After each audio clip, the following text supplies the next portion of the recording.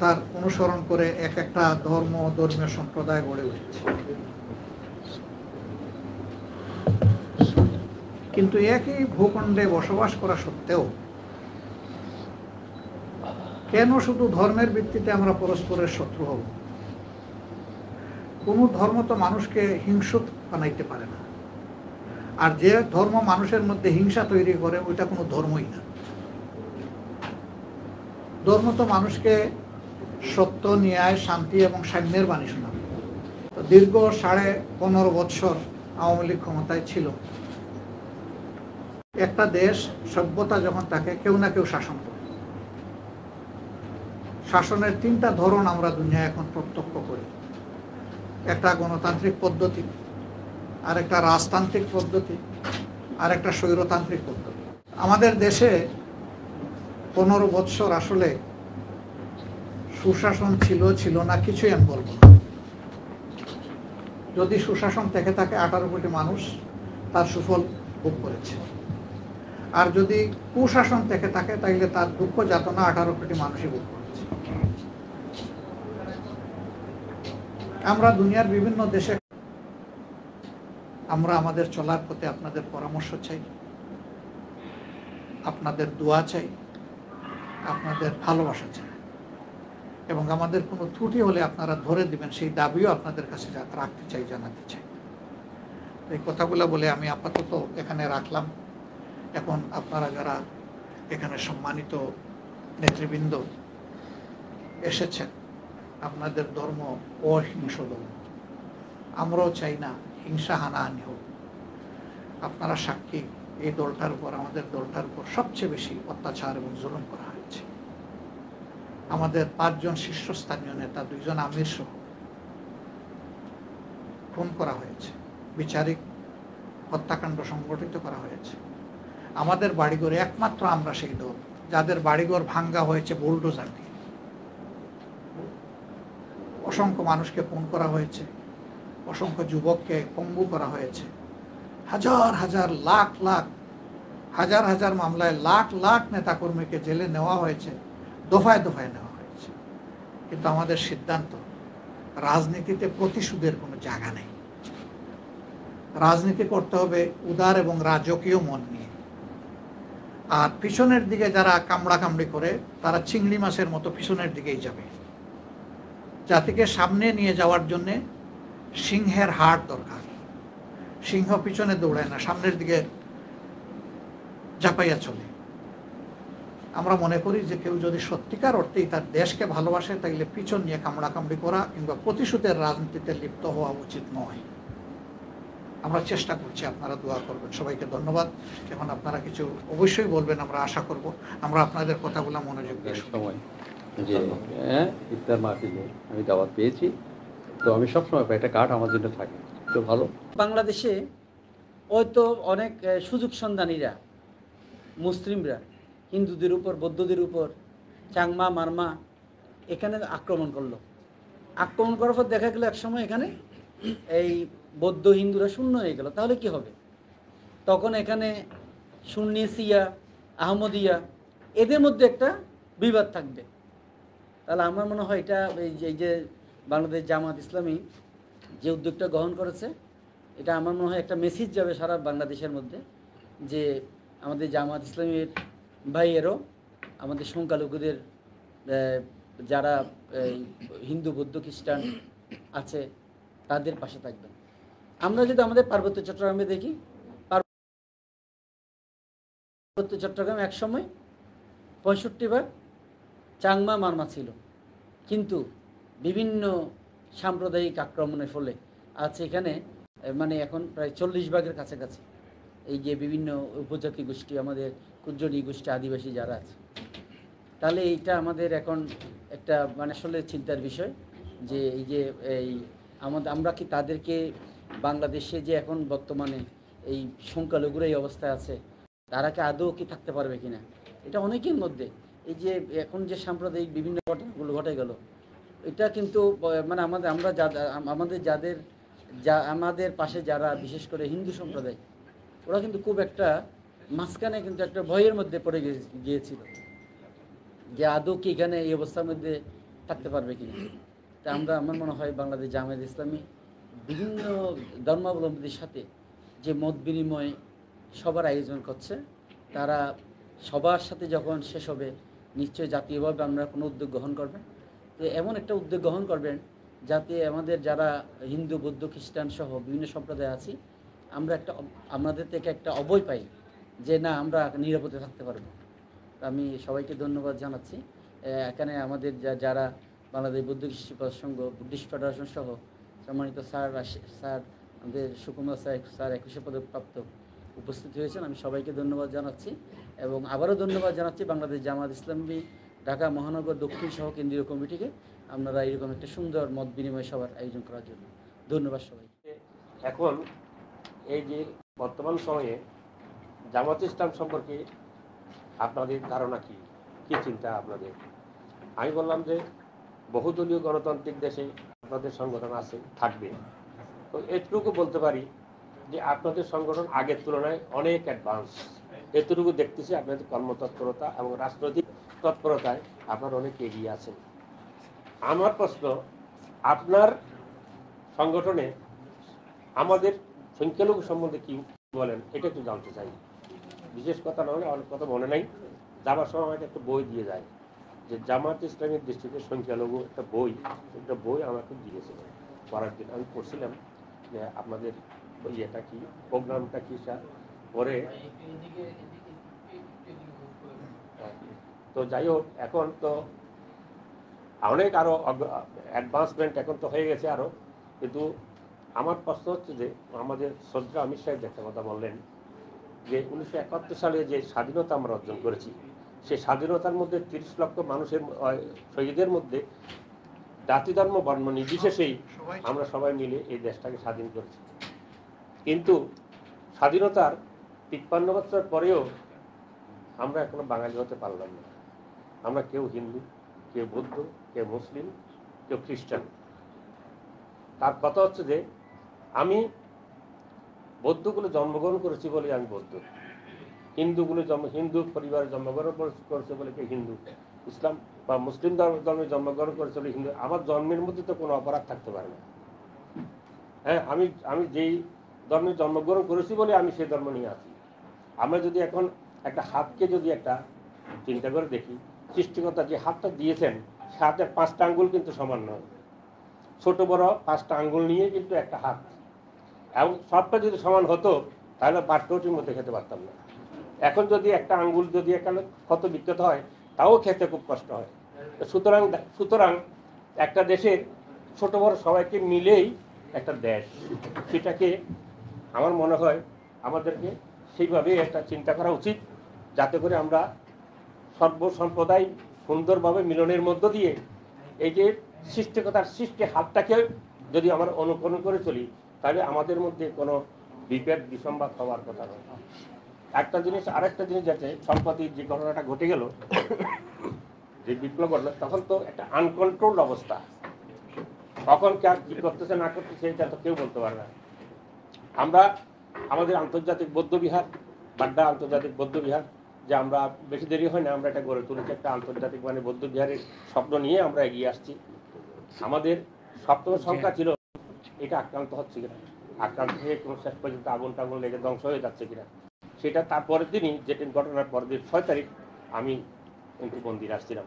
আসার পরে আপনাদের সম্প্রদায়ের কয়েকজন পাহারা দেখে আমি খুব প্রীত হয়ে গেছিলাম এবং তাদেরকে ধন্যবাদও জানিয়েছিলাম। এটা দেখে আমি আমাদের বিক্ষোভ সংঘকে বলেছিলাম যে এখন তার এটাতে পুলিশের থেকে অনেক বেশি আমরা রক্ষা পেয়েছি বলে মনে হচ্ছে এখন। তারপরও আমরা এখনো শঙ্কিত, এখনো পর্যন্ত নানান ধরনের কথাবার্তা আমরা সঙ্গে ঘটনা ঘটতেছে। কিন্তু কথা হচ্ছে যে আমাদেরকে, আমরা এসেছি আজকে যেহেতু আপনাদের আহ্বান সাড়া দিয়ে আমাদের মনের কিছু কথা বলার জন্য এখানে সুযোগ পেয়েছি বলে আমরা এখানে এসেছি। আমরা বৌদ্ধ ধর্ম শান্তির ধর্ম, এখানে আমরা আঘাতের বিনিময়ে আমাদের কোনো আঘাত নাই, বরং আঘাত সহ্য করে আপনাকে কি করে সেই আঘাতকে কি করে আমরা আপনার মনটাকে জয় করতে পারি, এটাই বৌদ্ধ ধর্মের বুদ্ধের শিক্ষা। অর্থাৎ আত্মজয়ী শ্রেষ্ঠ জয়। এখন কথা হচ্ছে যে আমরা সেই সুবাদেই আমরা আজকে আপনাদের সামনে কিছু বলার জন্য এখানে এসেছি। আমরা যেমন শান্তি চাই, শান্তি একটা গুরুত্বপূর্ণ একটি শব্দ। সারা পৃথিবীর ব্যাপী এই শান্তির একটা চাহিদা রয়েছে। কিন্তু এই শান্তিটা কীভাবে আমরা লাভ করতে পারবো? শান্তিকে যদি হৃদয়ে ধারণ করতে না পারি তাহলে তো আমরা শান্তি আসবে না। যদি আমরা এইভাবে যদি আপনাদের বিভিন্ন সময়ে যদি আমরা একত্রিত হই, বিভিন্ন সম্প্রদায় একত্র হয়ে যদি আমাদের মত বিনিময় করতে পারি, তাহলে নিশ্চয়ই যদি আমাদের দেশের অশান্তি হতেই পারে না। আমাদের মত বিনিময়ের মধ্যে দিয়ে আমাদের যদি সব কিছু আমরা সলভ করে ফেলতে পারি, তাহলে অশান্তি এখানে হবার কোনো কারণ দেখি না। সেই জন্য আমরা বলবো যে আজকে এই যে আলোচনাটা, আমার মনে হয় এই যে আহ্বানটা, আমরা বলবো যে আমরা এই আহ্বানের আমাদের মনের কথাটা ধারণ করে ভবিষ্যতেও আপনারা যাতে আমাদের শান্তি বজায় থাকে। 5 তারিখের যেটা ঘটনার পরে রাতের 11:15টায় আমাদের কাছে 3টা ছেলে আসে বৈষম্যমূলক ছাত্র আন্দোলনের, এসে বললো যে ভান্তে আমাদের এখানে একটা অরফেনেজ আছে, মানে স্বাধীনতার যুদ্ধের পরে 72 সালে প্রতিষ্ঠা পেয়েছে, মহাসংঘানে এটা মানে স্থাপন করেছিল। তো বলে আপনাদের যে এখানে একটু অনেক সুযোগ সন্ধানী দুষ্ট লোকেরা সমস্যা করতে পারে, আপনারা একটু পাহারার ব্যবস্থা করুন আমাদের ছাত্র দিয়ে, আমরাও আছি। এটা বলে ওনার নাম্বার দিয়ে চলে গেলেন। এর পরের দিন আসলো, একদিন পরে বা তার এক পরের দিন জাতীয়তাবাদী যে সংগঠনরা আসলো। মাঝখানে জামাত ইসলামের স্থানীয় যারা ওনারা, হেফাজত ইসলামী, ওনারা এসে আমাদের সাথে দেখা করে যান এবং সবাই অভয় দিয়েছেন। আমাদের খুব ভালো লেগেছে, কারণ ক্রান্তির লগ্নে সবারই একটু মনে ভয় থাকে। হ্যাঁ, এই যে ওই সময় মানে যে বিপদে যে এসে শান্তির কথা বলে, সাহসের কথা বলে, ওদের কিন্তু সবসময় মানুষ মনে রাখে।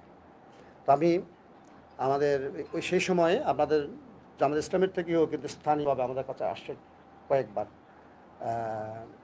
হেফাজত ইসলাম থেকেও আসছিলেন ওখানে। পরবর্তীতে গতকাল তো আমাদের মহানগর থেকে আসছিলেন ওনারা, আপনারা সবাই আন্তরিক। তো আমরা মত বিনিময় সব আমরা এসেছি। আমি শ্রদ্ধেয় আমির মহোদয়কে বলবো আমাদের সংগঠনে একটু আসবেন, আমাদের এখানে আমাদের একটু দেখে যাবেন আমাদের সংগঠনটা কীরকম, প্রতিষ্ঠানটা কীরকম। আমাদের অনেক মানবিক কার্যক্রম আছে আমাদের। পাশাপাশি 2004 সালে আমার মনে পড়ে সেক্রেটারি জেনারেল মুজাহিদ সাহেব এসেছিলেন প্রধান অতিথি হিসাবে। আমি ওই অনুষ্ঠানের উদযাপন কমিটির সেক্রেটারি, তখন আমি লেম্যান ছিলাম, জব করতাম। আর আমাদের বর্তমান যে সভাপতি, উনি তখন উদযাপন কমিটির সভাপতি ছিলেন। উনি তখন আমাদের কেন্দ্রীয় কমিটির সিনিয়র ভাইস প্রেসিডেন্ট ছিলেন, বর্তমান সভাপতি। উনি আমাদেরকে কিন্তু আমাদের অরফেনেজের জন্য বেশ কিছু উপকার করে গেছেন, মানে বেশ কিছু উপকার করেছেন। হ্যাঁ, আমাদের ক্যাপিটেশন গ্র্যান্ট বাড়িয়ে দিয়েছেন। আমরা ওনাকে স্মরণ করি, অনেক উপকার পেয়েছি ওনার কাছ থেকে। তো পরিশেষে আপনারা যে আজকে বাংলাদেশ জামাত ইসলামী যে আজকে মত বিনিময় যে আয়োজন করেছে বৌদ্ধ ধর্মের, আশা করি ওনারা হয়তো খ্রিস্টান ধর্মের সাথে কথা বলবেন, সনাতন ধর্মের সাথে কথা বলবেন। এটা অনেক ভালো একটা উদ্যোগ, এটাকে সাধুবাদ জানাই। আর সকলের পক্ষ থেকে মাননীয় আমির মহোদয়কে আমাদের শুভেচ্ছা এবং অভিনন্দনের চিহ্নস্বরূপ, নিদর্শনস্বরূপ এই ক্ষুদ্র ফুলের তোড়া উপহার গ্রহণ করার জন্য বিনীতভাবে অনুরোধ জানাই। সম্প্রীতির বাংলাদেশকে উৎসর্গ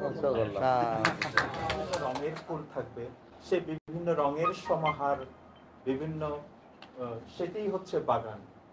বাগানের শোভা সেখানেই প্রকাশ পায়। তো এই কথাটা আমার খুবই ভালো লেগেছে মাননীয় আমির মহোদয়। আর আমি নিজে গর্বিত বোধ করছি, আমি নিজেও একজন ডাক্তার, চিকিৎসক, আর আপনিও একজন ডাক্তার।